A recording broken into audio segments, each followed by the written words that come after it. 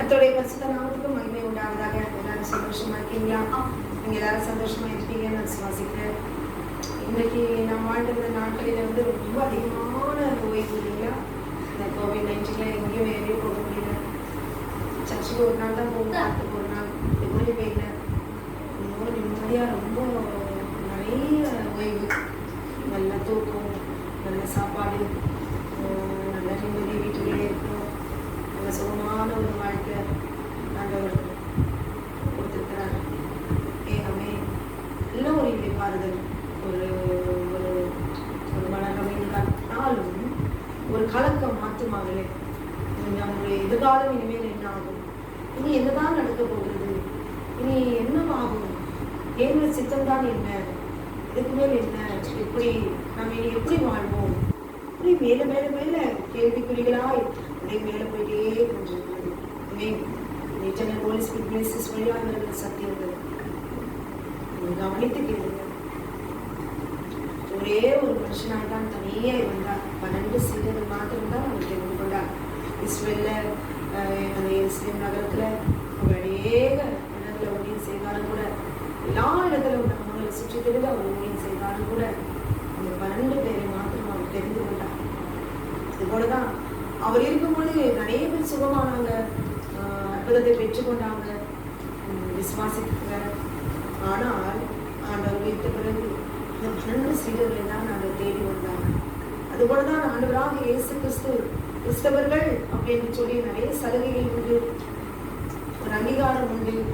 கிறிஸ்தவர்கள், கிறிஸ்து அப்படின்னு சொல்லி பேர் சொல்லி எப்படினால உலகம் பரவி இருக்கலாம், அவர் ஏற்றுக்கொண்டிருக்கலாம். உங்களுக்காகவே நான் வாழ்கிறேன் என்று கூட சொல்லி நாம் மேன்மை பாராட்டி கொண்டிருக்கலாம். ஆனால் நாம் தேவனுக்காகவே வாழ்கிறோமா? தேவன் சொன்ன கட்டளைக்கு நாம் கீழ்ப்படுகிறோமா? க்ளோரி க்ளோரி சொல்லுங்க, க்ளோரி சொல்லுங்க, ஜீசஸ் க்ளோரி, ஹல்லேலூயா. தேவனுடைய கட்டளைக்கு நாம் கீழ்ப்படுகிறோமா? அதுதான் முக்கியம். அக்கா கிட்ட தேவனுடைய கட்டளைக்கு நாம் கீழ்ப்படுகிறோமா? அதுதான். தேவனுடைய வார்த்தைக்கு நாம் கீழ்ப்படுகிறோம். இது வார்த்தை வேற, கட்டளை வேற, வாக்குத்தத்தம் வேற, தீர்க்க தரிசனம் வேற அப்படின்னு சொல்லி நாம் பிரிச்சு நம்ம அந்த தேவனுடைய வார்த்தையை நாம் வேறு விட்டுக்கூடாது. அப்படின்னு சொன்னாலே நம்ம கீழ்ப்படியவே இல்லை. கவனிங்க, சின்ன பிள்ளைங்களாம் கவனிங்க, இதோடைய வார்த்தையை கவனிங்க. இதோடைய வார்த்தை அந்த நாளில நம்ம கேட்டாதான். எதுக்கு ஆண்டவர் ஓய்வு நாள் அவர் கொடுத்திருக்கிறார்? சுத்தமாக ஆசரிக்க வேண்டும் என்று சொல்லியதற்காக அவர் கொடுத்திருக்கிறார். ஓய்வு நாள் ஆசரிக்க சொல்வதற்கு காரணம் என்ன? கட்டளை கொடுப்பதற்கு காரணம் என்ன? அடங்காதவர்களும் அவதூறு பண்ணுகிறவர்களுக்கும் கீழ்ப்படியாதவர்களுக்கும் தாய் தகப்பன்மாருக்கு அடங்காதவர்களுக்கும் கட்டளை கொடுக்கப்பட்டது. அந்த நாளிலே அவர் ரட்சிக்கப்பட வேண்டும், அவர் பரிசுத்தமாக்கப்பட வேண்டும். தேவன் அவர் உருவாக்கிற கிரிகள் அந்த நாளிலே பரிசுத்தமாக்கப்பட்டு அடியானமாய் அந்த நாளிலே அவர் ஒப்பு கொடுத்து அந்த நாளிலே வந்து அமர வேண்டும், கீழ்ப்படிய வேண்டும். அதுதான் அப்படி வருகிறவர்களை ஆசரிக்கிறவர்களை பரலோகம் முற்று பார்க்கிறது. அந்த நாளிலே யார் அவர் உருவாக்குற சிருஷ்டிகள் எப்படி இருக்கிறார்கள் அவர் பார்த்து கொண்டுதான் இருக்கிறார். எல்லாம் அவர் கணக்கில் ஜீவ புஸ்தகத்தில் இருக்கிறது. நாம் மரித்து உயிர்த்த பிறகுதான் தெரியும் நாம் யாரெல்லாம் எப்படிப்பட்டவர்களா, நம்முடைய கிரியைகள் எப்படி இந்த பூமியில இருந்தது என்று சொல்லி தான் தெரியும். ஆண்டவர் முன்பாக நாம் போகும் பொழுது, நிற்கும் பொழுது அப்படிதான் ஒவ்வொருவருக்கும் தீர்ப்பு வரும் பொழுதுதான் நம்ம அப்படியே பயந்து நடுங்குவோம். நம்ம அப்படிப்பட்டவர்களா இருக்கக்கூடாது. இன்றைக்கு நம்ம நல்ல இழைப்பார்களை தேவன் நமக்கு தந்திருக்கிறார். அதனால ஒரு நாளும் இந்த நாளில் இப்படி இந்த சூழ்நிலையில எப்படி வாழ்வோங்கிற நிலைமைக்கு ஒவ்வொரு திட்டப்பட்டு கொடுக்குறாங்க. வேலையை இழந்து போயிட்டு அந்த நிம்மதியில் சமாதானங்கள்ல விசுவாசம் எங்கிறது இருக்கும். அதனால கிரியைகள் இல்லாத விசுவாசம் செத்தது. சொல்லப்பட்டபடி நாம் விசுவாசத்தோடு கூட நாம் நடந்து கொள்ள வேண்டும். சிறுப்பிள்ளைகள் நாடிங்க கத்தருக்குள்ளாக நாம் கீழ்ப்படிந்து நடக்க வேண்டும். கத்தோட கட்டளை கீழ்ப்படிந்து நடக்க வேண்டும். ஆமே இந்த நாளில் கூட ஆண்டவரே இந்த ஓய்வு நாள் இளைப்பாற சொல்லலாம். ஏன் அவர் ஓய்ந்திருக்க சொல்லலாம்? அந்த இளைப்பாறுதல் எதுக்காக அவர் தந்தார் என்று சொல்லி இந்த நாளில கூட நாம் தியானிக்க போகிறோம். ஏன் அந்த நாளிலே தேவனாகிய கர்த்தர் தம் உண்டாக்கின கிரிகளை எல்லாம் அவர் முடித்த பிறகு அவர் ஓய்ந்திருந்தார். இளைப்பாறுதல் என்றால் என்ன, இதற்காக நம்மை இளைப்பாற பண்ணினான்.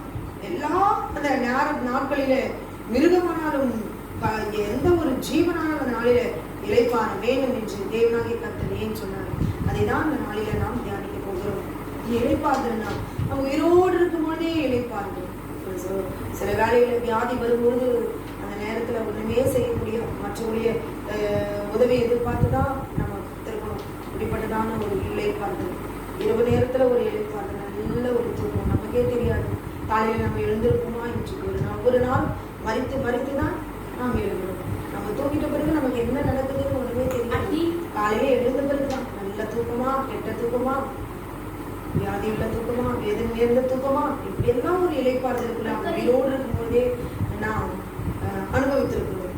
ஆனால் மறித்த பிறகு நம்முடைய ஆத்மா இளைப்பாறுதலான ஒரு இடம். மறித்த பிறகு நம்முடைய ஆத்மா இளைப்பாறு. இந்த இளைப்பாறுதலுக்கு பிறகு நாம் எங்கே போவோம்? இந்த நாளில கூட நாம் பார்க்க போவோம்.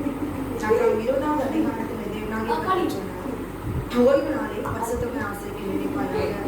அதில் குமாரனாலும் குமார்த்தியானும் வேலைக்காரனாலும் வேலைக்காரனும் யாதொரு வேலையும் செய்ய வேண்டாம் என்று சொல்லி அதில் ஆண்டவர் சொல்லிட்டார். ஏன் ஆண்டவர் ஓய்வு நாள் கொடுக்கிறார்? நாங்கள் பரிசுத்தப்படுத்துவதற்காக.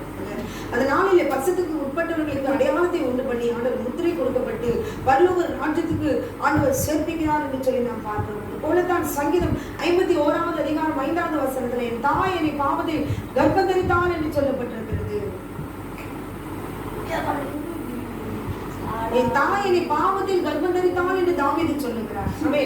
அவர் தன்னுடைய தாய் பாவத்தில் கர்ப்பம் தரிக்கிறாள் என்று சொன்னால் அப்படி பாவத்தில் பிறந்த அந்த பிள்ளை பரிசுத்தமாக்கப்படுவதற்கு தான் அந்த ஓய்வு நாளை தேவனாகிய கர்த்தர் அவரை உண்டாக்கி அந்த நாளிலே மனிதனை வந்து அந்த நாளிலே வந்து அமர்ந்த சமூகத்தில் அமர்ந்து உட்கார்ந்து காத்திருந்து தன் கிரியைகளை 6 நாளும் செய்ததான எல்லா பாவ கிரியைகளை அழித்து அந்த நாளிலே என்னுடைய ஜனம், என்னுடைய பிள்ளைகள் என்ற முத்திரையை போட்டு பரிசுத்தமாக்கி அடையாளத்தை நெற்றிகளில் போட்டு அந்த நாளிலே தன்னுடைய பிள்ளைகள் இவர்கள் என்னுடைய ஜனம் என்று சொல்லி, என்னுடைய பிள்ளைகள் என்று சொல்லி, நான் அவர்கள் தேவன் என்று சொல்லி அந்த நாளிலே முத்தரிக்கப்பட்டவர்கள் அந்த நாளை அவர் உண்டாக்கினார் என்று சொல்லி வேதத்தில் சொல்லப்பட்டிருக்கிறது.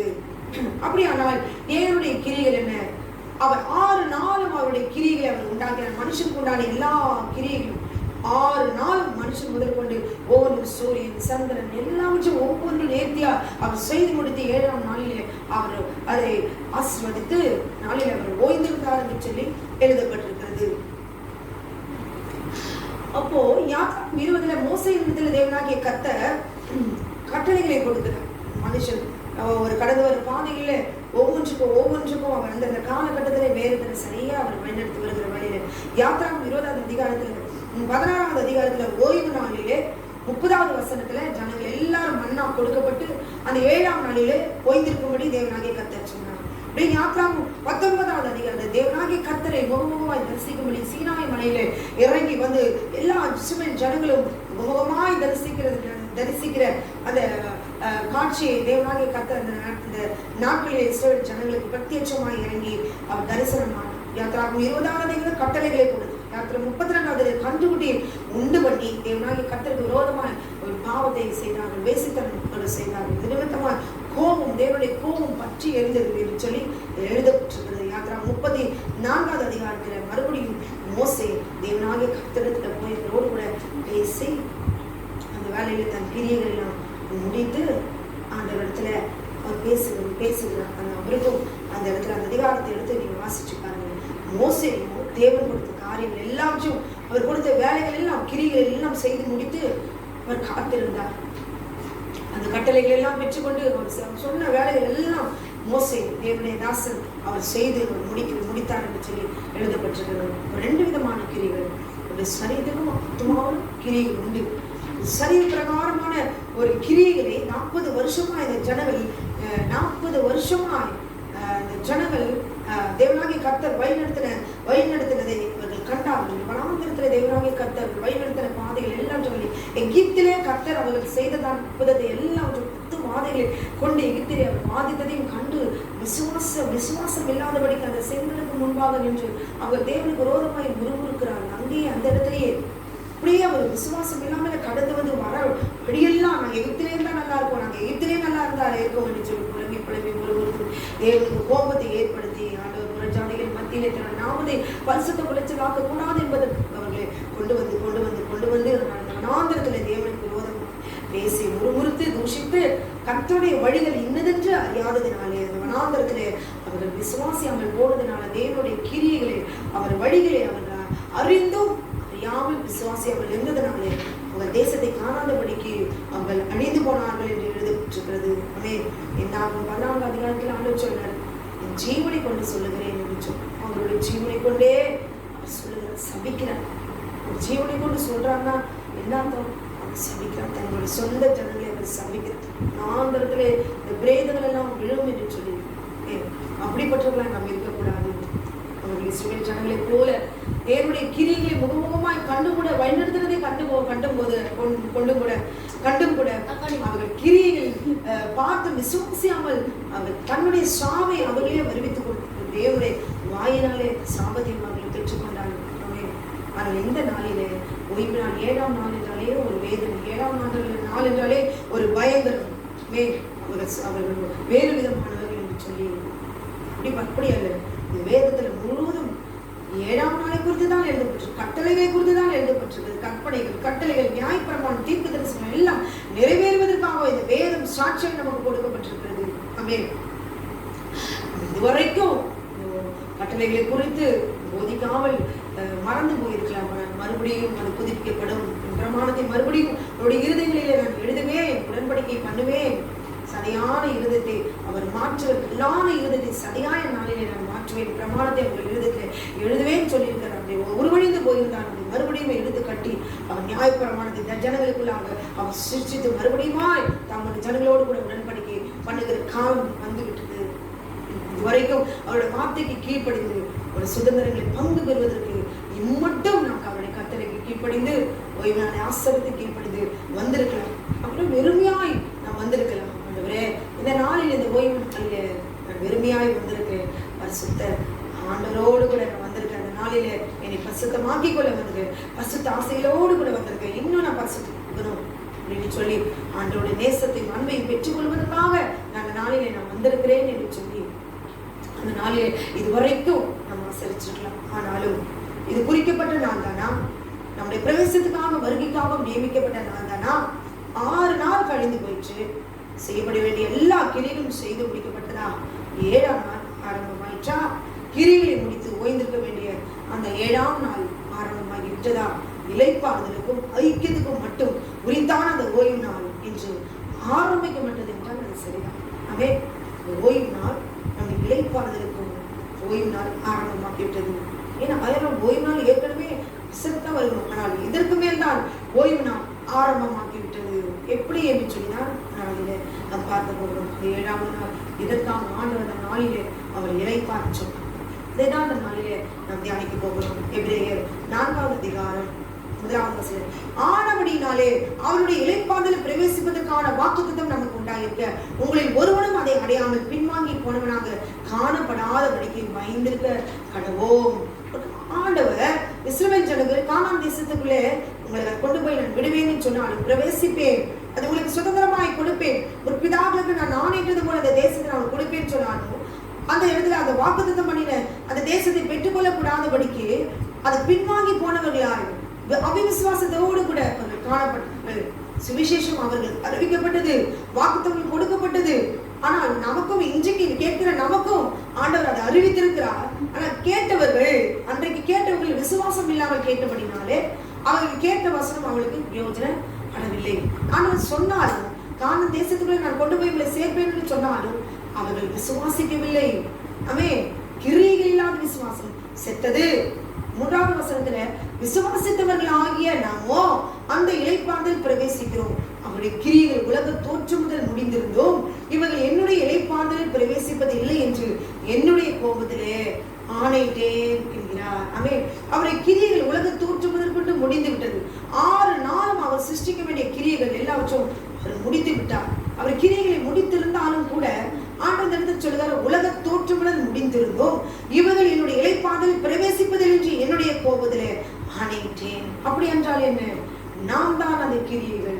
அவருடைய கிரியைகள், அவர் சிருஷ்டித்த, அவர் உருவாக்கின நாம் அவருடைய கிரியைகள், அவருடைய கிரியைகளாகிய நாம் அந்த இளைப்பாறுதலை பிரவேசிப்பதில் என்று என்னுடைய கோபத்திலே ஆணையிட்டேன்.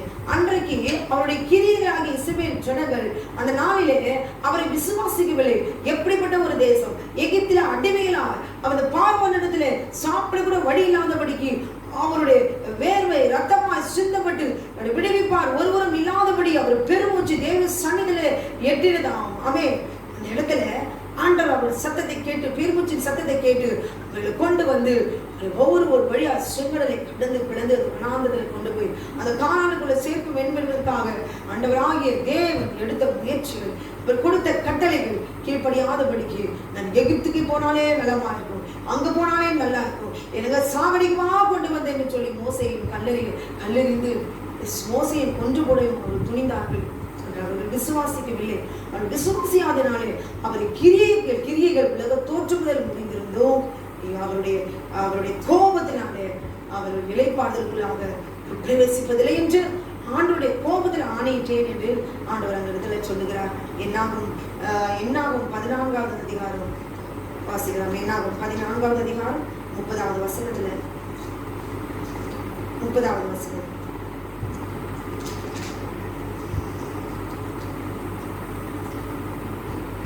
எப்புனேயின் குமாரன் காலேபும் நூனின் குமாரன் யோசுவாவும் தவிர மற்றவர்களாகிய நீங்கள் தான் நான் உங்களை குடியேற்றுவேன் என்று ஆணையிட்டு கொடுத்த தேசத்தில் பிரவேசிப்பதில்லை.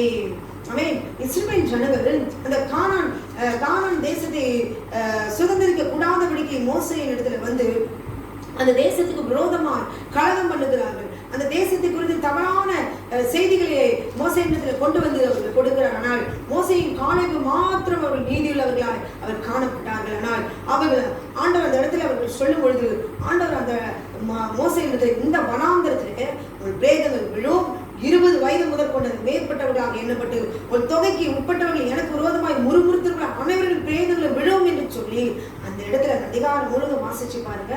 இந்த வனாந்தரத்தில் உள்ள பிரேதங்கள் விழும் என்று சொல்லி நீங்கள் தேசத்தை சுற்றி பார்த்த 40 நாள் இலக்கத்தின்படியே ஒவ்வொரு வருஷமாக நீங்கள் 40 வருஷம் உங்கள் அக்கிரமங்களை சுமந்து என் உடன்படிக்கை வந்து மாறுதலை உணர்வீர்கள். அப்படியே அந்த வனாந்தரத்தில் அவர் அழிந்து தீர்முட்டும் அந்த பிள்ளைகள் எல்லாம் அந்த வனாந்தரத்திலே சுற்றி கொண்டு வந்தது. அவர் செய்த பாவம், தேவனுடைய வார்த்தையை கட்டளை விசுவாசிக்கவில்லை, கர்த்தருடைய கட்டளையின்படி நடக்கவில்லை. அந்த இடத்துல யோசுவாவும் காலேபும் யோசுவாவும் மாற்றும் தப்பினார்கள். அந்த இடத்துல கர்த்தர் ஆணையிட்டு போட்ட தேசத்திலே அவர்கள் பிரவேசிப்பதில்லை என்று சொல்லி அந்த இடத்துல அவன் ஆணையிட்டேன் என்கிறார். 4வது வசனம். மேலும் தேவன் தம்முடைய கிரியைகளெல்லாம் முடித்து 7ஆம் நாளிலே ஓய்ந்திருந்தார் என்று 7ஆம் நாளை குறித்து ஓரிடத்தில் சொல்லியிருக்கிறார் என்று இதில் எழுதப்பட்டிருக்கிறது. அப்படியானால் பேர்வேலில் எழுதப்பட்டதுல 4வது வசனம், 4வது அதிகாரம் 4வது வசனம், இந்த வசனத்தின் கொத்த வசனம் ஆதியாகமம் 2வது அதிகாரம் 3வது வசனத்திலே ஆண்டவராகிய தேவன் 7ஆம் நாள் சிருஷ்டித்து அந்த நாளிலே ஆசீர்வதித்து அதில் ஓய்ந்திருந்தார் என்று பார்க்கிறோம். தேவன் தம்முடைய கிரியையெல்லாம் முடித்து ஓய்ந்திருந்தார். 7ஆம் நாளை குறித்து ஒரு இடத்தில் சொல்லியிருக்கிறார் என்று சொல்லி எழுதப்பட்டிருக்கிறது. இன்றியும் அவர்கள் என்னுடைய இளைப்பாறுதலில் அவர்கள் பிரவேசிப்பதிலே, அஞ்சும் அவர்கள் என்னுடைய இளைப்பாறுதல் பிரவேசிப்பதில்லை என்றும் அந்த இடத்திலே தானே அவர் சொல்லியிருக்கிறார். அந்த ஜனங்கள் அந்த வனாந்தரத்தில் அவர் விழுந்து போனார்கள். கானான் தேசத்துக்குள்ளே ஒரு பிரவேசிக்க முடியாமல் போயிற்று. அந்த இடத்துல ஆண்டவர் அந்த இடத்திலேயே அவர்கள் பிரவேசிப்பதின் கோபத்திலே ஆணையிட்டேன் என்று சொல்கிறார். சில அதில் பிரவேசிப்பது இன்னும் வரப்போகிற காரியமாக இருக்கிறபடினால் சுவிசேஷத்தை முதலாவது கேட்டவர்கள் கீழ்ப்படியாமையாலே அது பிரவேசியாமல் போனபடினாலும் என்று எழுதப்பட்டிருக்கிறது. கர்த்தருடைய வார்த்தையை அவர்கள் விசுவாசிக்கவில்லை. அது நிமித்தமாக கானான் தேசத்துக்குள்ளாக உட்பிரவேசிக்க முடியவில்லை. அதுதான் கானான், அந்த கானானுக்குள்ளே போவதுதான் நிஜம் என்றால் வரப்போகிறதான இந்த காரியம் ஆண்டவர் இதில் சொல்லியிருக்க மாட்டார். 7ஆம் நாள் ஓய்ந்துதான் என்று 7ஆம் நாளை குறித்து ஒரு இடத்தில் சொல்லியிருக்கிறார் என்றும், அது மாத்திரமல்ல 7வது வசனம், இன்று அவருடைய சத்தத்தை கேட்பீர்களாகில் உங்கள் இருதயங்களை கடினப்படுத்தாதீர்கள் என்று வெகு காலத்துக்கு பின்பு தாவீதின் சங்கீதத்தில் சொல்லியிருக்கபடி இன்று என்று சொல்வதனாலே பின்னும் ஒரு நாளை அவர் குறித்திருக்கிறார். அப்போ அங்கேயே ஒரு இளைப்பாறுதலுக்குள்ளாகவே உட்படுத்தி இருந்தால் பின்னும் ஒரு நாள் 7ஆம் நாள் ஒரு நாளை அவர் குறித்திருக்க முடியாது. போய் கானான் தேசத்துக்குள்ள சேருவதுதான் அது நித்தியமான இளைப்பாறுதல். யோசுவா இளைப்பாறுதல் என்று அவர்களை உள்ளே இருந்திருந்தால் இது பரம கானானுக்குள்ளாக செல்கிறதான அந்த ஓய்வு நாள் பின்னும் ஒரு நாளை அவர் குறித்திருக்கிறார் என்று இதுல எழுதப்பட்டிருக்கிறது. அப்படியானால் யோசுவா அவர்கள் இளைப்பாறுதலுக்கு உட்படுத்தி இருந்தால் பின்பு அவர் வேறொரு நாளை குறித்து சொல்லியிருக்க மாட்டாரே. ஆமென். அப்போ அந்த சரியத்தின்படி இஸ்ரவேல் ஜனங்களுக்கு கொடுக்கப்பட்ட அந்த கானான் தேசத்துக்குள்ளாக அவர்கள் உட்பிரவேசம் போனதுக்கு காரணம் அவர் கீழ்ப்படியவில்லை, விசுவாசிக்கவில்லை, அவர் இளைப்பாறுதலுக்குள்ளாக பிரவேசிக்க முடியவில்லை என்று சொல்லி, போகவில்லை என்று சொல்லி தேவன் அந்த இடத்துல கோபத்தை ஆணையிட்டார். அதுதான் அந்த கானான் தேசம் தான் ஒரு மனுஷனுக்கு ஒரு நித்தியமான இளைப்பாறுதல் அல்ல. ஜனங்களை கொண்டு போய் அந்த கானான் தேசத்துக்குள்ள திமிகளா இருந்த என்னுடைய பிள்ளைகளை கொண்டு போய் அந்த கானான் தேசத்துக்குள்ள இளைப்பாற வைக்க வேண்டும். ஆனால் அதுதான் நித்திய இளைப்பாறுதல் அல்ல. ஏழாம் நாளை குறித்து சொல்லியிருக்கிற அந்த இளைப்பாறுதல் என்றால் அது என்ன? இந்த 7ஆம் நாளிலே ஆண்டவர் ஏன் இளைப்பாற வேண்டும்? ஏன் ஒவ்வொருவரையும் அந்த நாளிலே ஆண்டவர் இன்றைக்கு கிண்டல் அடித்து பரியாசம் பண்ணி பேசுகிறார்கள்? 7ஆம் நாளை குறித்து 7ஆம் நாளில் உட்கார்ந்துட்டே இருந்தா வேலைக்காகுமா? நெருப்பு மூட்டாமல் இருக்க முடியுமா? இப்படிதான் மற்றவங்களை ஆசரிக்கிறாங்களா? கர்த்தருடைய சத்தியத்தை விளங்காமல் மனுஷத்திலே நாம் பேசக்கூடாது. ஆண்டவர் இந்த இடத்துல எழுதியிருக்கிறார். அவர் எழுதப்பட்ட வார்த்தை குறித்து ஒரு டிக்ஷனரியில சொல்ற மாதிரி டெஃபினிஷன் சொல்லக்கூடாது. அவர் எதற்கு எழுதினார் மாத்திரம் யோசிக்க வேண்டும். புரியலையா, இதுக்கு அர்த்தம் எனக்கு தெரியலன்னு சொல்ற அமைதியா ஆண்டவர்கிட்ட கேட்கணும். ஆண்டவர் இந்த சத்தியத்தினுடைய அர்த்தம் எனக்கு தெரியல இல்லையா, மூத்த பரிசுத்தமான இடத்துல நான் ஆராய வேண்டும். அது சரி என்றால் ஏற்றுக்கொள்ள வேண்டும். அதுக்கு எதிர்த்து ஒரு வார்த்தை பேசக்கூடாது. இந்த வார்த்தைக்கு புரியலன்னு அமைதியா போகணும். அதுக்கு மாறாவோ தனக்கு ஏற்றுபடி திருத்தி பேசி ஜனங்களை கள்ள உபதேசங்களை சொல்லி ஆட்டுக்குட்டிகளை பாவியான ஆட்டுக்குட்டிகளை அவரை திசை திருப்ப கூடாது. கர்த்தர் எழுதியிருக்கிறார் என்றால் ஏன் எழுதினார் என்று சொல்லி மாத்திரம்தான் நாம் அலசி ஆராய வேண்டும். அதுக்கு விரோதமாய் நாம் பேசக்கூடாது. அப்படி பேசி சிரிக்க வைத்திருக்கிறீர்கள், பரியாசம் பண்ண வைத்திருக்கிறீர்கள், ஜனங்களை வஞ்சித்து வைத்திருக்கிறீர்கள். ஆமே, இந்த சத்தியம் காண்பது காதுகளிலே திறக்கப்படுவதாக கேட்கட்டும். உபாகம் 5ஆவது அதிகாரம் 12வது வசனம். தேவனாகிய கர்த்தர் உன் கட்டளையிட்டபடியே ஓய்வு நாளை பரிசுத்தமாய் ஆசரிப்பாயாக. 6 நாளும் நீ வேலை செய்து உன் கிரிகள் எல்லாம் நடப்பிப்பாயாக. ஆனால் இந்த இடத்துல என்ன சொல்கிறாரு? உன் தேவனாகிய கட்டளையிட்டபடியே ஓய்வு நாளை பரிசுத்தமாய் ஆசரிப்பாயாக. ஆசரி. அந்த நாள் ஆசரிக்கிறதுக்கு உனக்கு என்ன கஷ்டம்? மற்ற நாளெல்லாம் போதகத்தை சொல்லுகிறதான எல்லா காரியத்தையும் செய்யுங்க. ஆனா ஆண்டவர் எழுதி கொடுக்கப்பட்டதான இந்த வார்த்தை இது யெகோவா 7ஆம் நாளை ஆசரிக்கிறீர்கள் என்று சொல்லி முத்திரை குட்டப்பட்டிருக்கிறதா? ஆண்டவர் சொல்லி இருக்கிறா 7ஆம் நாளை ஆசரிக்கிறீர்கள் மாத்திரம் தான் நான் இதில் எழுதியிருக்கிறேன்னு சொல்லி இருக்கிறா? பிரியமான சகோதரனே சகோதரியே, வேதம் நமக்காக எழுதப்பட்டது, வேதம் நமக்காக கொடுக்கப்பட்டது.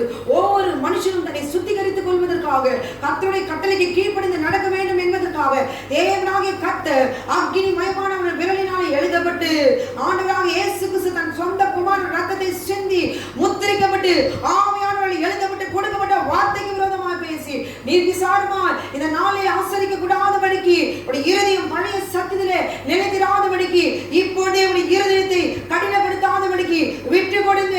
கர்த்தருடைய சதையாய் மாற்றி அவருடைய பிரமாணத்தை உடைய இருதயத்தில் அவர் எழுதுவாராங்க. ஆமென். இந்த நாளிலே ஓய்வு நாளை பரிசுத்தமாய் ஆசரிப்பாயாக. ஆசரிங்க, கீழ்ப்படிங்க. ஆண்டவரே நான் இனிமே நான் கீழ்ப்படுகிறேன்னு சொல்லி கீழ்ப்படிங்க. 6 நாளும் நீ வேலை செய்து உன் கிரிகள் எல்லாம் நடப்பிப்பாங்க. ஆண்டவர் சொல்றார் எல்லா நாளும் இருக்க கூட ஆண்டவர் சொல்லல. 6 நாளும் உன் கிரிகள் எல்லாம் நடப்பிப்பாங்க. உங்க எல்லாம் சொந்த வேலையெல்லாம் நீங்க செய்றீங்க, உங்க வேலையெல்லாம் செய்யுங்க. கிரிகள் எல்லாம் ஏதோ விதவிதமான கிரிகள் செய்யுங்க, அசுத்தமான கிரிகள் செய்யுங்க, மாம்சத்தின் கிரிகள் எல்லாம் செய்யுங்க, பொல்லாத கிரிகள் எல்லாம் செய்யுங்க, நற்கிரிகளும் செய்கிறீங்க. எல்லா கிரிகளும் செய், 6 நாளும் செய். ஆனால் எல்லாவற்றையும் தேவன் ஒரு நாள்ல கொண்டு வந்து அவர் நிறுத்த அவர் வல்லமையுள்ளவராக இருக்கிறார். அதனாலதான் ஆண்டவர் 7ஆம் நாள்ல வந்து அங்க ஆசரி. அந்த நாள்ல உன் கிரிகளை அழிக்கப்பட்டு உன்னை பரிசுத்தமாக்கி உன்னை சுத்திகரித்து நீ என்னுடைய பிள்ளை என்கிற அடையாளத்தை அந்த நாளிலே என் பாதுகாப்புக்குள்ளாக இருக்கிறார். நீ கட்டளைக்கு கீழ்ப்படிந்திருக்கிற என்கிறதான ஜீவ புஸ்தகமே எழுதப்பட்ட உன்னுடைய பெயர் எழுதப்பட்டு இருக்கிறது என்பதை அந்த நாளை நாம் அறிந்து கொள்ள வேண்டும். ஒரு சமாதானம், 7ஆம் நாள் ஆசரிக்கிறேன் என்கிற ஒரு சமாதானம், நித்திய சமாதானம் அந்த நாளிலே நம் இருதயத்திலே நிரப்பும். ஓய்வு நாளை நாம் ஆசரிக்கிறோம். நாம் இளைப்பாறுதலுக்குள்ளாக நாம் பிரவேசிப்போம் என்று சொல்லி நமக்குள்ளே அந்த நாளிலே நமக்கு ஒரு சமாதானம் வர வேண்டும்.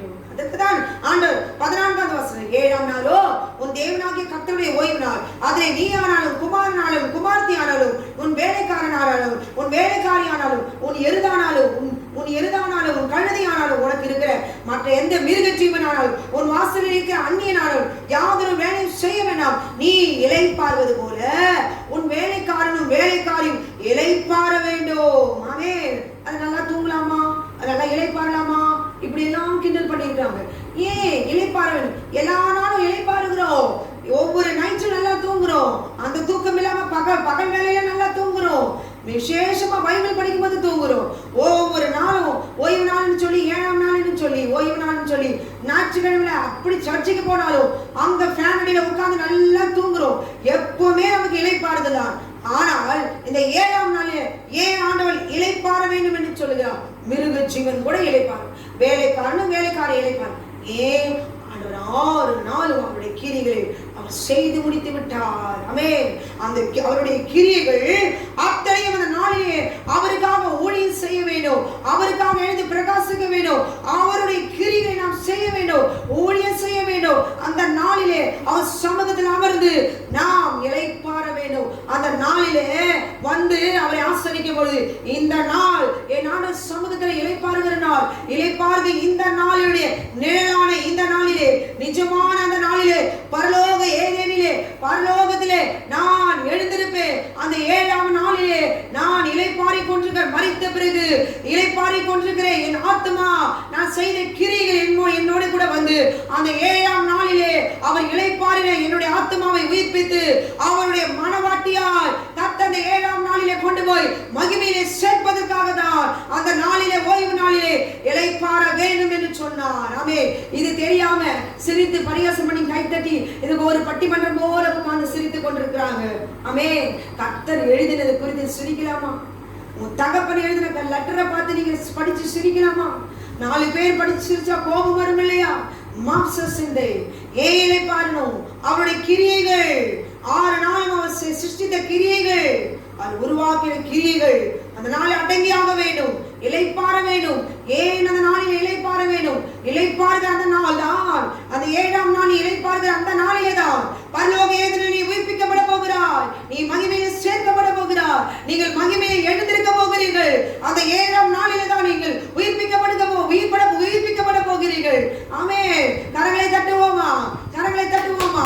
ஓரி வரதரவோ ஓ சந்திரி ஆந்திரா கவலவோ நந்துரா கபதிரி ஆந்திரா ஓரி வரதரவோ ஓரி கபதிரி ஆந்திரா கவலவோ ஓ சந்திரியா பாலகரா ஓ ரவோ லதரா ஷதுரா இக்கபதிரி ஆந்திரா. இந்த 7ஆம் நாளிலே தேவன் உயிர்ப்பிக்கப்படும் பொழுது அந்த நாளிலே ஆசரிக்காதவர்கள் பார்த்து அலறுவார்கள். ஐயோ, இந்த சத்தியம் நமக்கு கொடுக்கப்பட்டது, நாம் நிர்விசாரமாய் இருந்தோமே, நாம் போதித்த போதனுடைய சத்தியத்தை எல்லாம் பின்பற்றி நான் சோரமோனே என்று சொல்லி கதறும் பொழுது அந்த நாளிலே ஒரு வாய்ப்பு கிடைக்காது. கர்த்தர் எழுதியிருக்கிறதுக்கு அர்த்தம் என்ன? இளைப்பாற வேண்டும். இந்த நாளிலே தான் நாம் மறுபடியும் மறுரூபமாக்கப்பட போகிறோம். அந்த நாளிலே மரித்த நம்முடைய ஆத்துமா உயிர்ப்பிக்கப்பட போகிறது. ஆமென். 6 நாள் நீ வேலை செய்து உன் கிரிகள் எல்லாம் நடப்பிப்பாயாக. 7ஆம் நாளோ உன் தேவனாகிய கர்த்தருடைய ஓய்வு நாள். ஆமென். ஆமென். பின்பு வெளிப்படுத்தல் எபிரேயர் 4வது அதிகாரம், வெளிப்படுத்தல் 14வது அதிகாரம் 13வது வசனத்திலே, பின்பு பரலோகத்திலிருந்து ஒரு சத்தம் உண்டாக கேட்டேன், அது கர்த்தருக்குள் மரிக்கிறவர்கள் முதல் பாக்கியவான்கள் என்றெழுது, இது முதல் பாக்கியவான்கள் என்றெழுது. அது கர்த்தருக்குள் மரிக்கிறவர்கள். அப்படியானால் என்ன? கர்த்தருக்குள் மரிக்கிறவர்கள், கர்த்தருக்குள் கிறிஸ்தவர்கள், அசுத்தமுள்ளவர்கள், கட்டளைக்கு கீழ்ப்படிந்தவர்கள், விசுவாசித்தவர்கள், கீழ்ப்படிந்தவர்கள், கர்த்தருக்குள் இவர்கள் தான் மரிக்கிறவர்கள் முதல், இது முதல் பாக்கியவான்கள் என்று.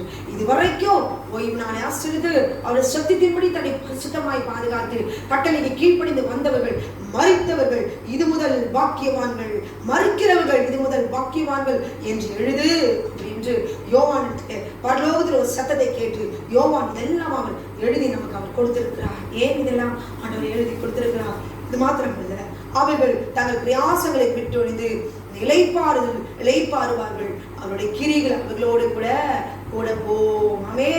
நாம் மரித்த பிறகு ஆண்டவர்களாக வாழ்ந்து நாம் மரித்த பிறகு நம்முடைய பிரயாசங்கள் எல்லாம் விட்டு விட்டு இளைப்பாறும் பொழுது அவருடைய கிரியைகள் அவங்களோடு கூட ஆமே.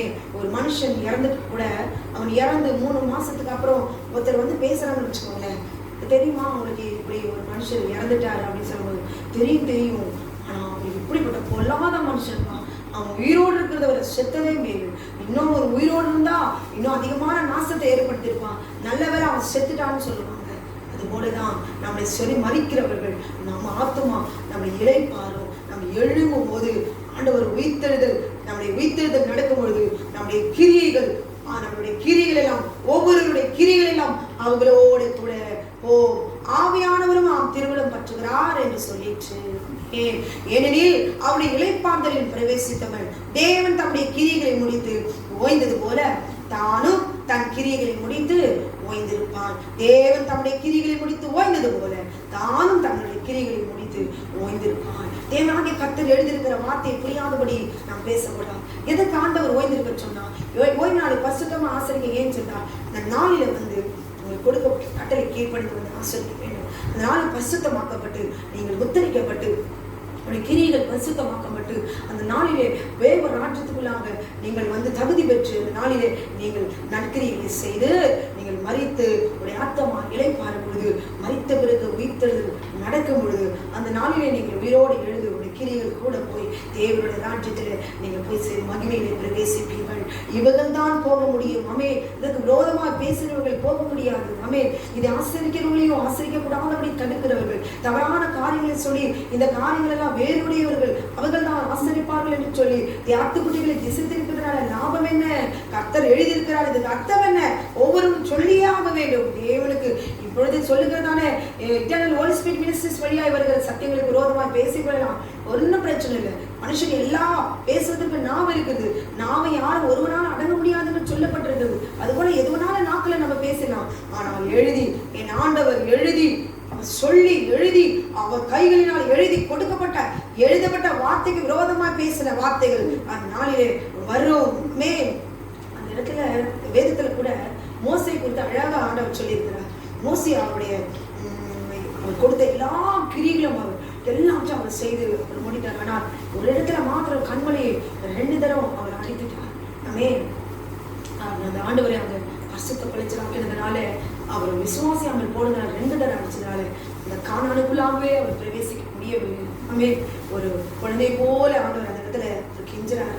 கிரியைகளாம் யாத்திரா 33வது அதிகாரத்துல வாசிச்சு பாருங்க. ஆண்டவர் கேட்கிற, ஆண்டவரே நான் உங்களுடைய மகிமையை நான் காணணும் அப்பா, காணணும், நான் உங்களை பார்க்கணும்னு சொல்லும் பொழுது ஆண்டவர் அந்த இடத்துல தன்னுடைய மகிமையை அவர் காண்பித்து அந்த இடத்துல ஆண்டவர் மோசேக்கு ஒரு வார்த்தையை கொடுக்கிறார், வாக்குத்தத்தை கொடுக்கிறார். என் சமூகம் உனக்கு முன்பாக செல்லும். நான் வாசிக்கிறேன், கேளுங்கள். யாத்திரா 33வது அதிகாரம்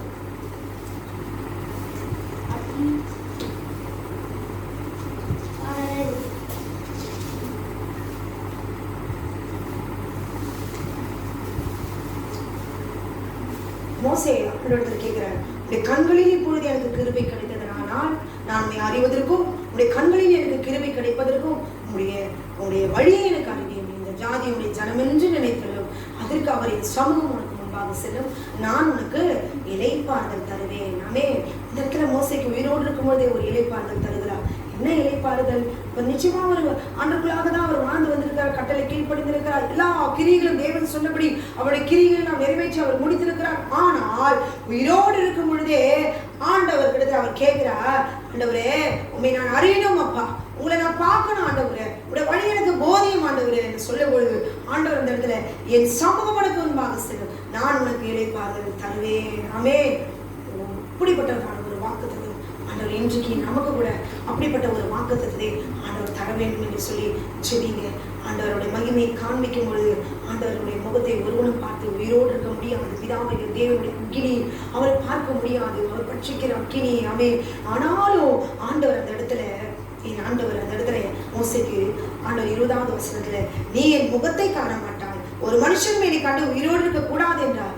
ஆனாலும் கர்த்தர் சொல்றார், இதோ என் அண்டையில ஒரு இடம் உண்டு, நீ அங்கே கண்மலையில நில்லு, என் மகிமையை கடந்து போகும்போது நான் வந்து கண்மலையின் வெடிப்பிலே வைத்து நான் கடந்து போக மட்டும் உன்னை என் கரத்தினால் உன்னை மூடுவேன், பின்பு என் கரத்தை எடுப்பேன், அப்பொழுது என் பின்பக்கத்தை நீ காண்பாய். ஆமென். கரங்களை தட்டுவோமா?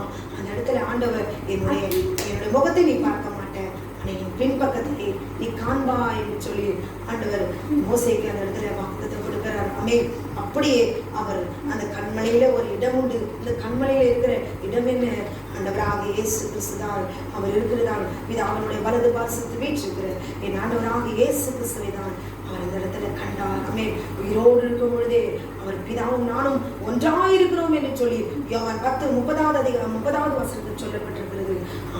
உயிரோடு இருக்கும் பொழுதே அவர் தந்த இளைப்பாறுதல் மரித்த பிறகு போகிற அந்த இளைப்பாறுதல், அந்த மகிமையை அவர் கண்டார். ஒவ்வொருவரும் இன்றைக்கு நாம் ஓய்வான ஆசரித்து நாம் நம்ம ஆத்துமா நாம் நம்மை மரித்த பிறகு நம்முடைய ஆத்துமா இளைப்பாறும் பொழுது, நாம் உயிரோடு எழுந்திருக்கும் போது பிறகு நாம் காண போகிற அந்த மகிமை, மோசே உயிரோடு இருக்கும் பொழுதே அவர் அந்த கண்மலையில் இடம் உண்டு. ஆண்டவராக இயேசு கிறிஸ்துவின் மகிமையை அவர் கண்டார். ஆமே. என் சமூகம் உனக்கு முன்பாக செல்லும், நான் உனக்கு இளைப்பாறுதல் தருவேன். ஆண்டவராக இயேசு கிறிஸ்துவை விசுவாசிக்கும் பொழுது, கட்டளைக்கு கீழ்ப்படிந்து ஆண்டவராக இயேசு கிறிஸ்துவை விசுவாசிக்கும் பொழுது தேவன் நமக்கு கொடுக்கிறதான வாக்குத்தத்தம் மத்தேயு 11:28 வருத்தப்பட்டு வாரம் சுமக்கிறவர்களே, நீங்கள் எல்லாரும் என்னிடத்தில் வாருங்கள், நான் உங்களுக்கு இளைப்பாறுதல் தருவேன். ஆமே. ஆண்டவராக இயேசு கிறிஸ்து நமக்கு இளைப்பாறுதல் தருகிறார். அந்த இளைப்பாறுதல் என்ன? அவருடைய மகிமைக்குள்ளாக நாம் பிரவேசிப்பது. 7ஆம் நாளிலே நாம் ஆஸ்வதிக்கிறவர்கள் மாத்திரம்தான் அந்த இளைப்பாறுதலுக்குள்ளாக நான் மகிமை மறுரூபம் அடைந்து ஒரு மகிமையிலே நாம் பிரவேசிக்க முடியும். ஆமே. மோசே உயிரோடு இருக்கும் பொழுதே அந்த கண்மலையில் இருக்கிற இடமாகிய ஆண்டவராக இயேசு கிறிஸ்துவை அவர் நோக்கி பார்த்தார். காரணம் என்ன? அவருடைய ஆத்துமா பிதாவாகிய தேவனுடைய கட்டளை கீழ்ப்படிந்ததுதான். ஆமே. அவர் விசுவாசித்தார். அவர் அந்த பரம சரீரத்தின்படியால் அழிந்து போகதான் அந்த இளைப்பாறுதல். அந்த கானான் தேசத்துக்குள்ளாக அவரால் போக முடியவில்லை. ஆனால் அந்த ஆத்துமா அவர் கண்கள் கண்டது, நித்தியத்தை கண்டது, பரலோக ராஜ்யத்தை கண்டது, மகிமையை கண்டது, கண்களில் இருக்கிற அந்த இடத்தை கண்டது. ஆமே. அவர் பெற்றுக்கொண்டார். ஆமே. வேற பெற்றவர் இல்லைங்களா? அந்த தேசத்தை அவர் அந்த தேசத்துக்குள்ளாக பிரவேசிக்க முடியாமல் இருக்கலாம். ஆனால் அந்த கண்மலையில் இருக்கிற அந்த நித்திய ராஜ்யத்தை அவர் கண்டார் என்று எழுதப்பட்டிருக்கிறது. அந்த இளைப்பாறுதல் அப்பவே அவர் அடைந்தார் என்று சொல்லி எழுதப்பட்டிருக்கிறது. பிரியமானவர்களே, 7ஆம் நாளிலே நாம் பிரவேசிக்க நாம் ஜாக்கிரதையால் நாம் இருக்க வேண்டும். 9வது வசனத்துல தேவனுடைய ஜனங்களுக்கு இளைப்பாறுகிற காலம் இனிதான் வருகிறதா இருக்குது. இனிதான் இனிமே இளைப்பாறுகிற காலம் வருகிறதா இருக்குது. நாம் இந்த நாள் வரைக்கும் ஓய்வு நாளை ஆசரித்து ஒரு கட்டளைக்கு கீழ்ப்படிந்து நாம் வாழ்ந்து வருகிற இந்த நாட்களிலே நாம் மரித்த பிறகு நாம் இளைப்பாறுகிற காலம் இனிதான் வரப்போகிறது.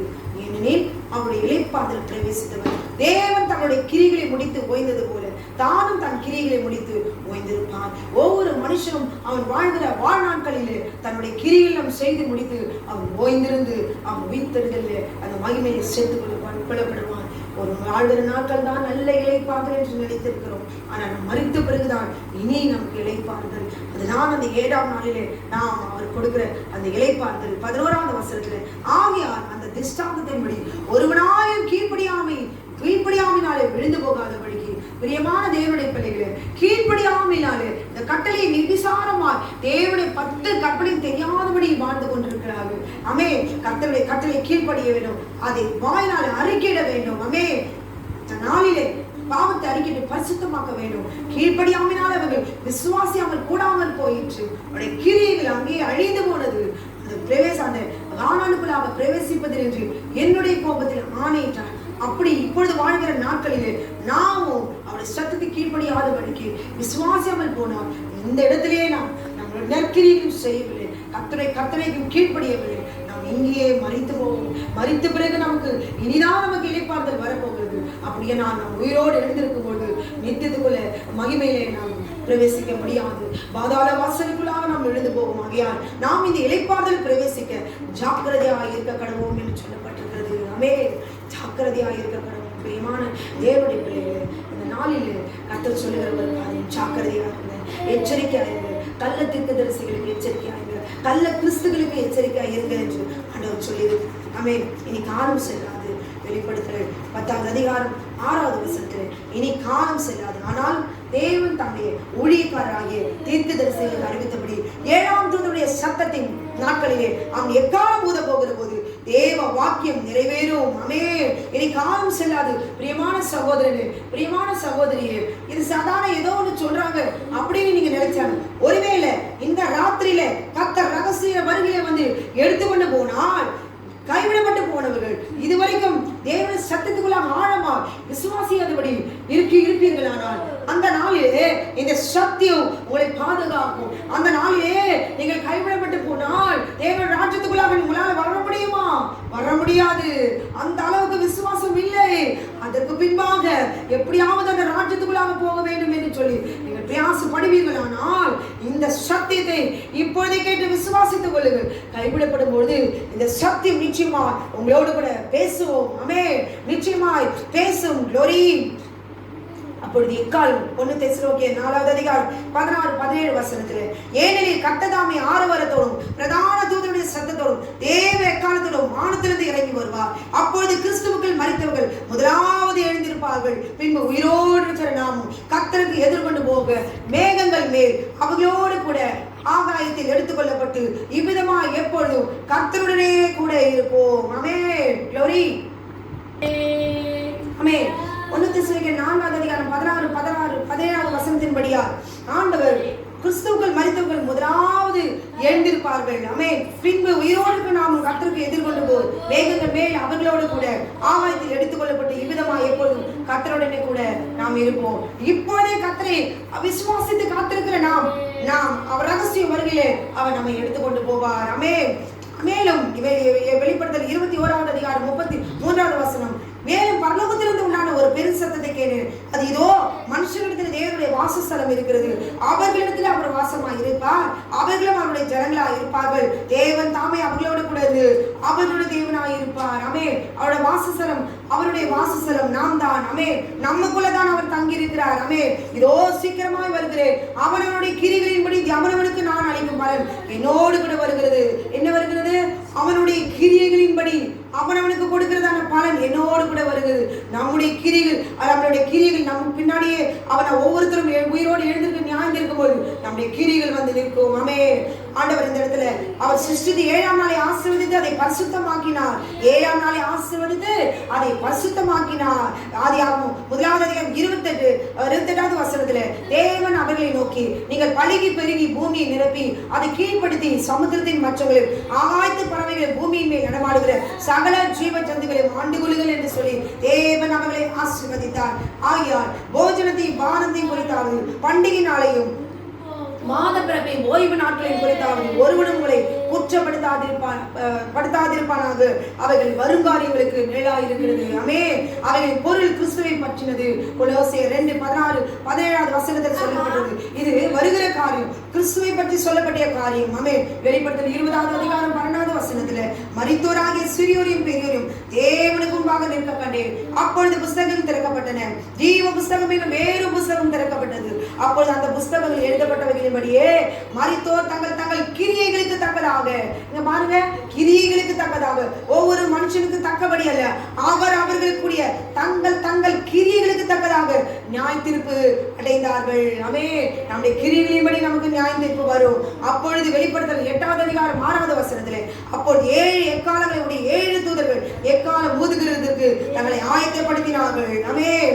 பரிசுத்தவான்கள் மகிமையோடு கூட களிகூர்ந்து தங்கள் படுக்கைகளின் மேல் கெம்பீரிப்பார்கள். ஜாதிகளிடத்தில் பழி வாங்கும் ஜனங்களை தண்டிக்கவும் அவருடைய ராஜாக்களை சங்கிலிகளாலும் அவருடைய மேன்மக்களை இருப்பு விலங்களால் கட்டவும் எழுதப்பட்ட நியாய தீர்ப்பை அவர்கள் பேரில் செலுத்தவும் அவர்கள் வாயில் கர்த்தரை உயர்த்தும் துதியும் அவர் கையில் இருபுறமும் கருப்புல பட்டயம் இருக்கும். இந்த கணம் அவருடைய பரிசுத்தவான்கள் யாவருக்கும் உண்டாகும். ஆமென். சங்கீதம் 149வது வசனம் 5வது வசனம் வரைக்கும் வாசிச்சு பார்க்கும்பொழுது ஆண்டவர் விபதமாக நமக்கு சொல்லி இருக்கிறாரே, நம்முடைய கிரியைகளின்படி தான் நமக்கு நியாய தீர்ப்பு வரும் என்று சொல்லி எழுதப்பட்டிருக்கிறது. ஆமென்.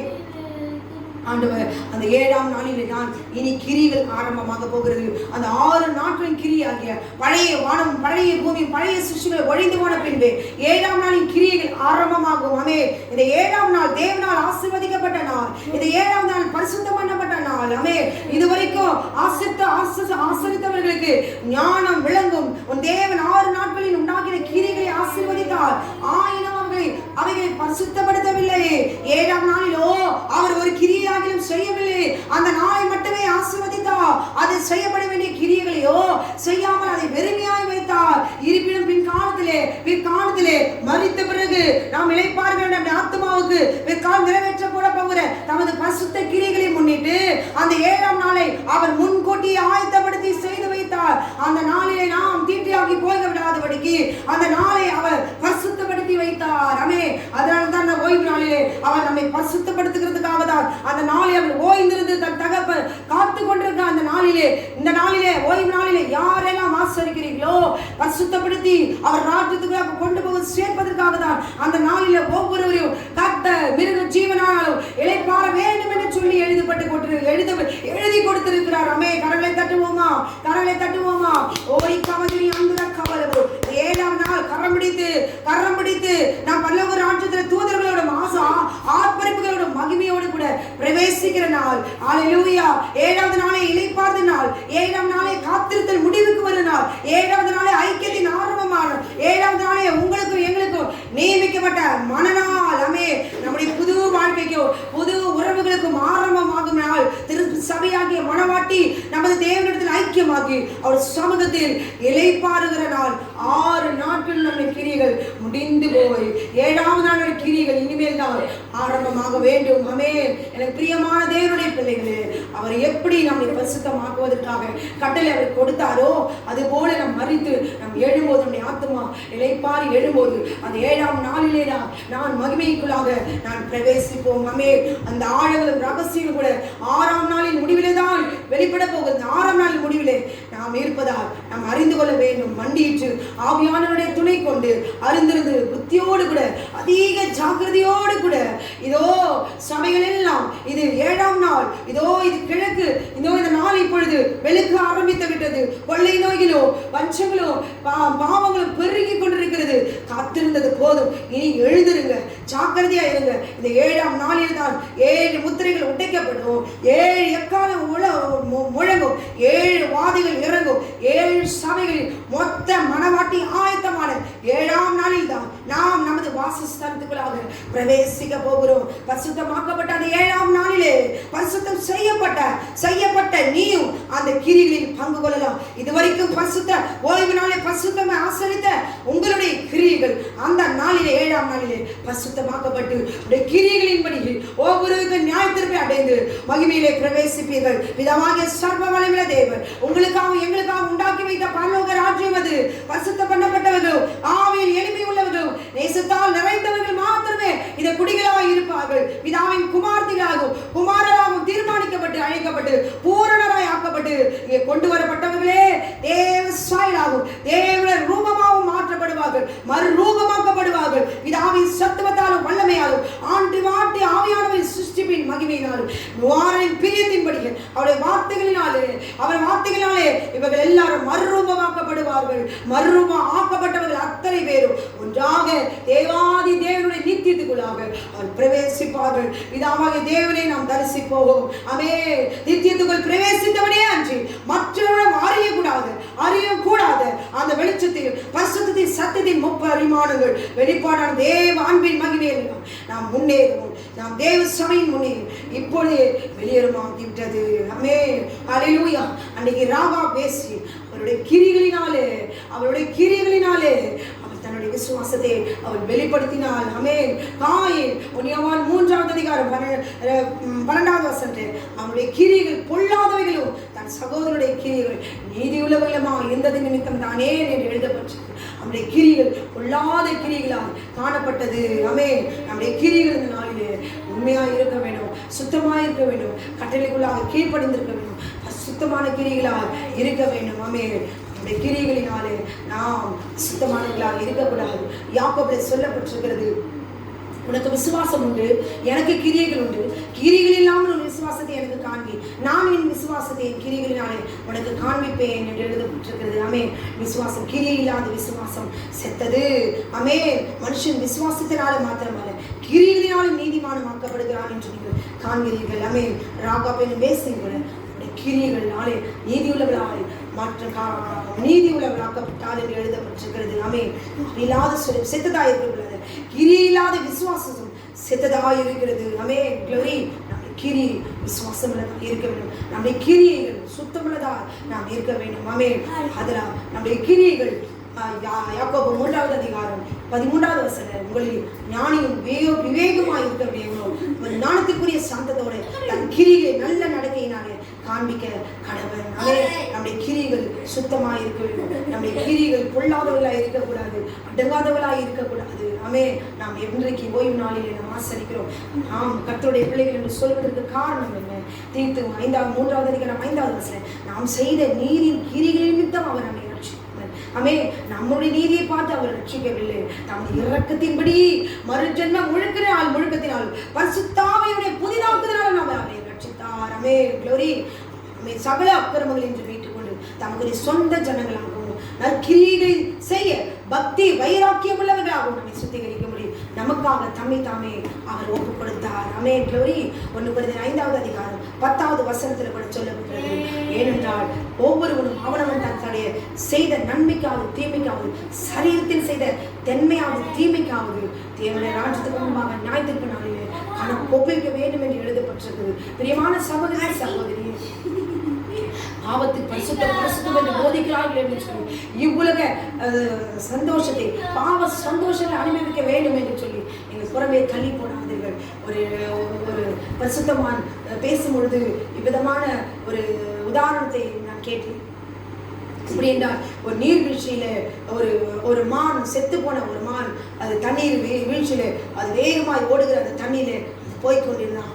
மேலே பறக்கிற அந்த கழுகு அதை பார்த்து அது சாப்பிடலாம் என்று சொல்லி அந்த மானின் மேலே அதை உட்கார்ந்து கொண்டு அதை கொத்தி சாப்பிட்டு கொண்டே வந்ததான். அந்த நீர்வீழ்ச்சியில அந்த தண்ணி அந்த ஃபால்ஸ்ல அப்படியே போய் கீழே விழுந்து கொண்டே இருக்கு. அது வேகமாய் போய்கொண்டு இன்னும் கொஞ்சம் தூரம் இருக்கு, அதுக்குள்ள சாப்பிடலாம்னு சொல்லி அங்கங்க கொத்தி அதை சாப்பிட்டு கொண்டே வந்தது. இன்னும் கொஞ்சம் தூரம் நம்ம அதுக்குள்ள தப்பிச்சிடலாம்னு சொல்லி அது பார்த்து கொண்டிருக்கும் போது கிட்ட வந்தது. அது நீர்வீழ்ச்சியில கீழே அந்த பள்ளத்துல விழுகிற நேரம் வரும்பொழுது அது தன்னை தப்பிவித்துக் கொள்வதற்காக தன்னுடைய கால்களிலே அந்த இறகுகள் எல்லாம் அந்த தூக்கி அந்த கால்களை மேலே உயிர எழும்ப அது முயற்சி செய்யும் பொழுது அந்த நீர்வீழ்ச்சிக்குள்ளாக அது இறங்குற வேலை அது வந்துவிட்டது.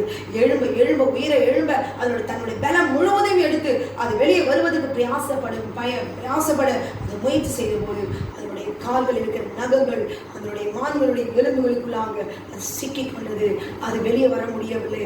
அப்படியே மானோடு கூட அந்த கழுவும் சேர்ந்து அந்த நீர்வீழ்ச்சியில போய் கீழே விழுந்து போனது. அது மறித்தும் போனது. இதோ இன்னும் கொஞ்சம் நேரம் தான், இன்னும் கொஞ்சம் தூரம் தான், நான் வந்துடுறேன் சிஸ்டர், நான் வந்துடுறேன், ஓய்வு நான் ஆசரிக்கிறேன் அப்படி போய் சொல்லி நான் வந்துடுறேன், என் பிள்ளைகள் எல்லாம் கர்த்தருக்குள்ள இருக்கிறாங்க, என் ஹஸ்பண்ட் எல்லாம் கர்த்தருக்குள்ள இருக்கிறாங்க போய் சொல்லி என் குடும்பத்தை விட்டு கொடுக்காதபடி அழகாக கர்த்தருக்கு முன்னாக நான் போய் பேசிக்கொள்வேன். பிரியமான சகோதரிக்கு, உங்களை பார்த்து தான் கர்த்தர் கேட்கிறார், உண்மையாகவே உங்களுடைய ஆத்துமா என் கணவர் ரட்சிக்கப்பட்டா அவர் பரிசுத்தமுள்ளவர் என்று உங்களாலே ஒரு மனைவி சாட்சி கொடுக்க முடியுமா? மனைவி அவள் பரிசுத்தமானவள் என்று கணவன் சாட்சி கொடுக்க முடியுமா? என் பிள்ளைகள் கர்த்தருடைய கட்டளைகளிலே கீழ்ப்படிந்து நடக்கிறார்கள் என்று உங்களுடைய பிள்ளைகளை குறித்து நீங்கள் சாட்சி கொடுக்க முடியுமா? இதுவரைக்கும் உங்களுடைய கிரியைகள் நற்கிரியைகளா இருந்தது என்று சொல்லி உங்களால் சாட்சி கொடுக்க முடியுமா? சொந்த சகோதரர்களாக துரோகம், பெற்றவர் செய்கிற துரோகம், பிள்ளைகளுக்கு செய்கிற துரோகம், பிள்ளைகள் தாய்க்கு செய்கிற துரோகம், கூட பிறந்த சகோதரனுக்கு செய்கிற துரோகம், ஒரு குடும்பத்தில் இருந்து கொண்டு ஒற்றுமையில்லாத நிலைமை, ஒருவருக்கு விரோதமான கசப்பு, வைராக்கியங்கள், ஒவ்வொரு குடும்பத்திலும் என்ன நடக்கும், ஒவ்வொரு குடும்பத்திலும் மரணம் எப்பொழுது வரும், சூரியர்கள் மாந்திரிகள் செய்வனைகள் செய்யும் குடும்பத்தை நாசப்படுத்தி உள்ளாத கிரிகளினாலே சொந்த ரத்தத்தையே சேதப்படுத்தி பழிவாங்கி நற்கிரிகளை செய்தேன் என்று சொல்லி தேவனுக்கு முன்பாக போய் சொல்லக்கூடாது. தேவனுக்கு முன்பாக நாம் சொல்லும்போது மாசில்லாதவர்களாக குற்றமற்றவர்களாக தேவனுக்கு முன்பாக போய் நாம் நிற்க வேண்டும். இன்றைக்கு நாம் பாஸ்டர் முன்னாடி போய் சொல்லலாம், ஆலயத்துக்கு முன்னாடி போய் சொல்லலாம். இதுக்கு முன்பாக ஆலயத்துக்கு வாங்க கூப்பிடும் பொழுது என்ன சொல்லுவாங்க தெரியுங்களா? அங்க போனா பரிசுத்தம் என்று போதிப்பாங்க. இஷ்டம் போல ஆலயத்துக்குள்ள போயிருக்கலாம், தனக்கு இஷ்டப்படி எங்கெங்க போதிக்கிறாங்களோ அங்கெல்லாம் போய் சத்தியத்தை நீங்கள் மேய்ந்திருக்கலாம். இந்த ஆலயத்துக்குள்ள போயிட்டா நமக்கு இந்த ஆலயத்துல வருவது பிரதிஷ்டை பண்ண மாட்டாங்க, நான்ஸ்டனை கொடுக்க மாட்டாங்க, கல்லறை கொடுக்க மாட்டாங்க, இவங்க நம்ம ஏற்றுக்கொள்ள மாட்டாங்க, இந்த ஆலயத்துக்குள்ள போனா நம்ம ஏற்றுக்கொள்ள மாட்டாங்க, நம்ம பாச திட்டுவார், இப்படி எல்லாம் சொல்லி இந்த நாட்கள் இன்னைக்கு மறைந்து போனது. இன்னைக்கு போதகருக்கு இன்னைக்கு என்ன நடக்கும் என்று தெரியவில்லை. இன்னைக்கு யூடியூப்ல ஓபன் பண்ணி 2020 வருஷத்துல சொல்லப்பட்டதான எல்லா லீடிங் மினிஸ்ட்ரிஸ் எல்லாரையும் ஓபன் பண்ணி பாருங்க. இந்த வருஷத்துல சொன்ன ப்ராபசியை ஓபன் பண்ணி பாருங்க. ஒரே ஒரு போதகர் இடத்துல ஆண்டவர் சொல்லவில்லையா, இந்த வருஷத்துல இப்படி COVID-19 கொள்ளை நோய் வரும் என்று ஒரு தீர்க்கதரிசனம் சொல்லவில்லையா? ஆண்டவர் சொல்லவில்லையா? சொல்லி இருப்பாரே. ஒவ்வொரு ப்ராபஸையும் கேட்டு பாருங்க. வாயில அடைத்து கொண்டு உட்கார்ந்து கொள்வீர்கள். பச்சையான பொய், ஆசீர்வாதம் ஆசீர்வாதம் ஆசீர்வாதம். கஞ்சி கொடுக்க கூட வழி இல்லை. அவே சொந்த சகோதரர், சொந்த சகோதரி, சொந்த தாய் தன்னுடைய மகன் சாப்பிட்டாரா? அவளுக்கு வேலை இருக்கிறதா? வேலை போயிட்டே இனி அவங்க இனி எப்படி வருமானத்துக்கு அவங்க எப்படி சாப்பிடுவார்கள்? அவளுக்கு வேலை இல்லையே. சொந்த தாய் பெற்றெடுத்த தாய் தகப்பனுக்கு அக்கறை இல்லை. கூட பிறந்தவர்களுக்கு கூட பிறந்தவர்களை குறித்த எண்ணம் இல்லை. என்னுடைய குடும்பம் நல்லா இருக்கா? நமக்கு நல்ல சம்பளம் வருதா? இந்த பிள்ளைங்க நல்லா சாப்பிட்டாங்களா? அதுவா நற்கிரியை. உன் கூட பிறந்தவங்க நல்லா இருக்கிறாங்களா?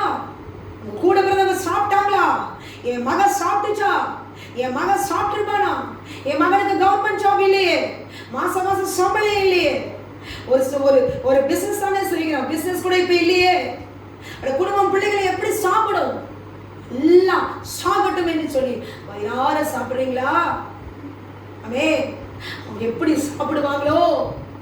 பெற்ற தாயினுடைய கர்ப்பம் துடிக்கணுமே, தாய் கண்ணீர் விடணுமே, கூட பிறந்த சகோதரன் சகோதரி துடிக்கணுமே. நம்முடைய பிள்ளைகள் நமக்கு ஒரு ஆண்டவர் இப்படிப்பட்டதான ஒரு நல்ல இப்படிப்பட்ட ஒரு பொல்லாத சூழ்நிலையும் எனக்கு ஆண்டவர் வருமானத்தை தந்து என் குடும்பத்தை போஷிக்கிறார்கள். என் பிள்ளைகள் அருமையான சாகாரத்தை சாப்பிடுகிறார்கள். ஐயோ, என் கூட பிறந்தவர், என் கூட பிறந்த சகோதரன் அவன் எப்படி சாப்பிடுகிறானோ, அவன் பிசினஸ் தானே பண்ணுகிறாங்க, அவங்க எப்படி வாழ்வாங்க, இனி அவங்க எப்படி வாழ்வாங்க? அப்படி எண்ணம் இருக்கிறதா? இருக்கிறதா? அப்படி எண்ணம் இருந்தா நீங்கள் நற்கிரிகள் செய்கிறவர்களா? ஓய்வு நாளிலே நீங்கள் எழுந்து உங்கள் ஆத்மா இளைப்பாறும் பொழுது அவர் உயிர்த்தெழும் போது கர்த்தர் உங்கள் நற்கிரிகளை பார்ப்பார். எழுந்து உங்களை மகிமையில பிரவேசிக்க வைப்பார். அப்படி கடின இருதயத்தோடு கூட இருக்கிறீங்களா? அவங்க கொண்டு அவங்க எப்படின்னா போகட்டும், ஒரே ஒரு உதவி செஞ்சுட்டா, அந்த உதவி செஞ்சுட்டேன்னு சொல்லி எத்தனை பேர் நீங்க இளைப்பாருங்க? நீங்க மறிக்கிற வரைக்கும் உங்க கூட பிறந்தவர்களை தாய் தகப்பனையும் கைவிடக்கூடாது. இதுதான் கிறிஸ்தவனுடைய வாழ்க்கை. நல்லா இருந்தா போதும், என் பிள்ளைங்க நல்லா இருந்தா போதும், ஒரே ஒரு உதவி செஞ்சுட்டா போதும், என் கடமை முடிஞ்சதுன்னு சொல்றீங்க. நேரத்துல ஒவ்வொருவரும் கூட பிறந்தவர்களை யோசிச்சு பாருங்க. ஒவ்வொரு தாய் தகப்பனை யோசிச்சு பாருங்க. அவங்க சாப்பிடுறாங்களா? அவங்க இனிமே வேலை என்ன? அவர்களுடைய வேதனையை பார்த்து இன்றைக்கு நீங்க சிரிக்கிறீங்களா? பரியாசம் பண்றீங்களா? அவங்க வழி இல்லாம திசை தெரியாம தவிக்கிறீங்களா? அவங்க தவிக்கிறத பார்த்து, அந்த பிள்ளைகள் பசியிலும் பட்டியலும் வாடுகிறத பார்த்து, கடன் பிரச்சனை தவிக்கிறத பார்த்து, நல்ல ஆகாரம் இல்லாதபடி அந்த பிள்ளைகளை குடும்பம் வாதிக்கப்படுகிறதை பார்த்து இன்றைக்கு முயற்சி செய்யுங்க. வேலை எங்காவது வேலை இருந்தா அவங்களுக்கு வேலை வாங்கி கொடுங்க. உங்களிடத்துல 2 வசனம் இருந்தா 1 வசனத்தை கொடுக்க கடவுள் ஆண்டவர் சொன்னாரே. நற்கிரிகளை செய்யுங்க, நீதி கனிகளை மாறுங்க.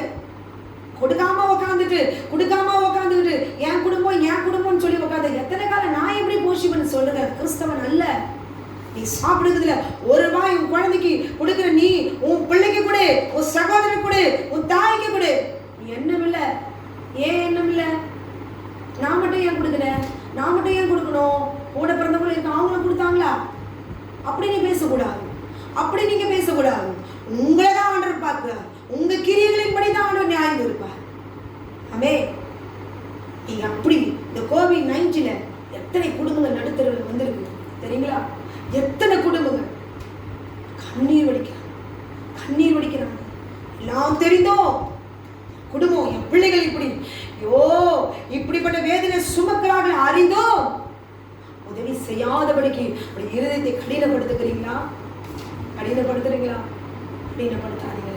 அன்னைக்கு அவங்களுடைய இருதயத்தை கடினப்படுத்துறதுனாலதான், விசுவாசியாமல் போனதுனாலதான், கீழ்ப்படியாமல் போனதுனாலதான் அவங்க அங்கேயே அழிந்து போனார்கள். அந்த இலைப்பாதலுக்குள்ள அவங்க போக முடியவில்லை. அவர் கோபத்தில் ஆணையிட்டார். சகோதரன் சகோதரியும், உங்க கூட பிறந்த சகோதரன் சகோதரியும் நீங்க நல்ல நிலைமையில இருக்கும் பொழுது வேதனையோடு அந்த சகோதரியுடைய ஆத்மா உன்னை நோக்கி பார்த்து கதறுமே. அல்லேலூயா.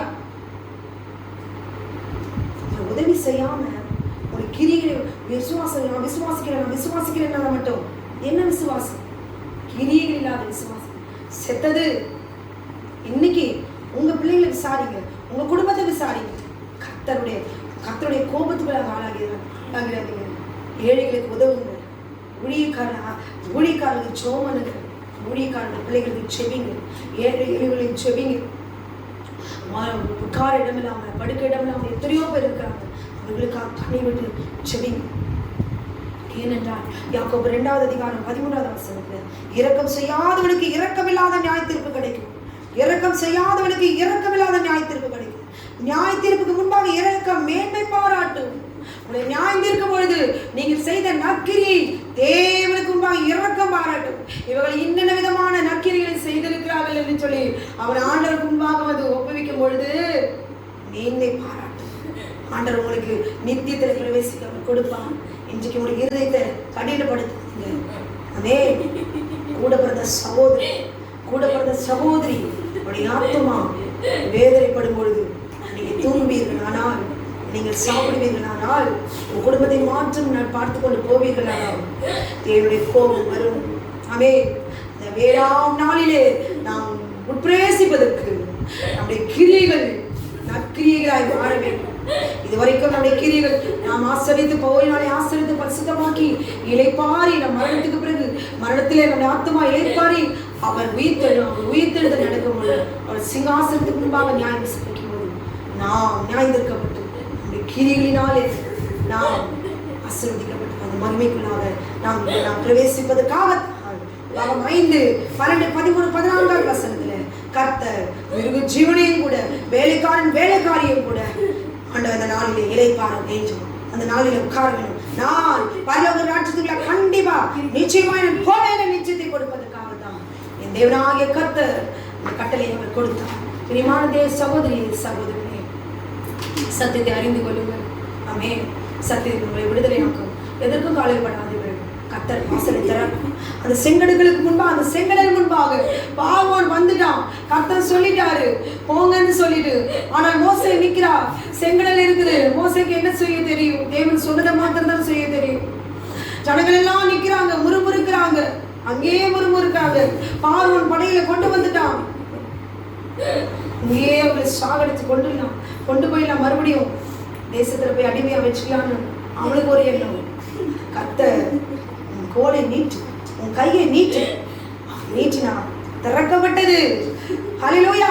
செங்கடல் பிளந்தது, வழி விட்டது. வாசல் திறக்கும். ஒருவரும் திறக்கக்கூடாதபடி பூட்டுகிறது, ஒருவரும் பூட்டக்கூடாதபடி திறக்கிற என் தேவன். இன்றைக்கு உங்களுக்கு வேலை இல்லையா? கண்ணீர் வடிக்கிறீங்களா? இந்த கோவிட்-19 எல்லாவற்றையும் இழந்து வேதனையோடு கூட இருக்கிறீங்களா? உங்களை உறவினர்கள் விசாரிக்கவில்லையா? உன் தாய் தகப்பன் உங்களை புறமே தள்ளி போட்டார்களா? நீங்கள் ஊழியக்காரர்கள் என்று சொல்லி உங்களை உதாசனப்படுத்துகிறார்களா? ஆனால் பரலோகத்தை தேவன் வாசலை திறப்பார். எந்த மனுஷன் உங்களுக்கு விரோதமாக எழுப்பினார்களோ அந்த மனுஷனே வந்து உடைய காலடியில் அவர் விழ வைப்பார். அவர் வாசலை திறப்பார். ஹல்லேலூயா. பாதம் கல்லில் இல்லாதபடிக்கு கொண்டு போய் அந்த கானான் தேசத்துக்குள்ளாக உங்களை உட்பிரவேசி வைப்பார். எந்த கவலையான கஷ்டங்களானாலும் இந்த ஓய்வு நாளில் அமர்ந்து நீங்கள் இளைப்பாருங்க. கர்த்தருடைய சமூகத்தினுடைய ஆத்மாவை தாழ்த்துங்க. ஹல்லேலூயா. ஒப்புரவாங்க. கர்த்தர் உங்களை ஆசீர்வதிப்பார். உங்களை நாங்களும் அந்த மகிமைக்குள்ளாக பிரவேசிக்கும் பொழுது 7ஆம் நாளிலே உங்களை நாங்கள் காண்போம். ஆமென். கர்த்தர் தாமே உங்களை ஆசீர்வதிப்பார். அன்பின் பரலோக பிதாவே, இந்த 7ஆம் நாளிலே கர்த்தர் நீர் ஆண்டவரே உங்களுடைய கிரியைகளை நீ பார்த்து கர்த்தரை நீர் உயிரோடு எழுப்பி மகிமைக்குள்ளாக பிரவேசிக்க வைக்க போகிறீர். நீ அப்படியே நீ செய்து விட்டீர். அதுக்காக நன்றி சொல்லுங்கள். இயேசுவின் நாமத்தில் கேட்கிறோம் பிதாவே. ஆமென். ஆமென். ஆமென். கர்த்தர் தாமே உங்களை ஆசீர்வதிப்பாராக.